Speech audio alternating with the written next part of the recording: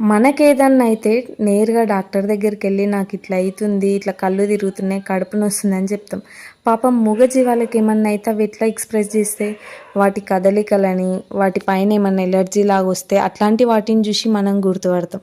ఇది మా ఆంటీ వాళ్ళ డాగ్. ఇది మా మా ఇంట్లో ఉండే బ్రౌనీకి పుట్టిందే. దీని పేరైతే లియో.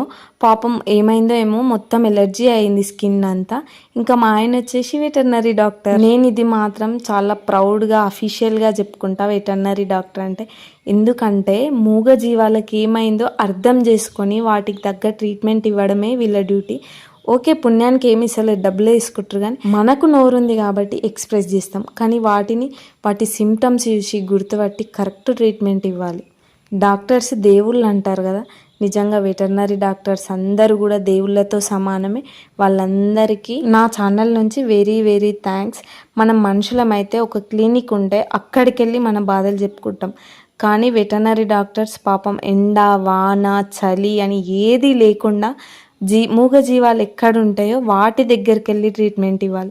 చాలా రిస్క్తో కూడుకున్న పని. ఇంకెప్పుడైనా మా ఆయన ఈ లియో గాని కంట్లో పడ్డాడు అనుకోండి, ఇంకేం లేదు, అరుచుకుంటా మీదికే వస్తాయి. అవి భయపడతాయి మళ్ళీ ఇంజెక్షన్ ఇస్తారేమో అని. వీడియో నచ్చితే ప్లీజ్ సబ్స్క్రైబ్.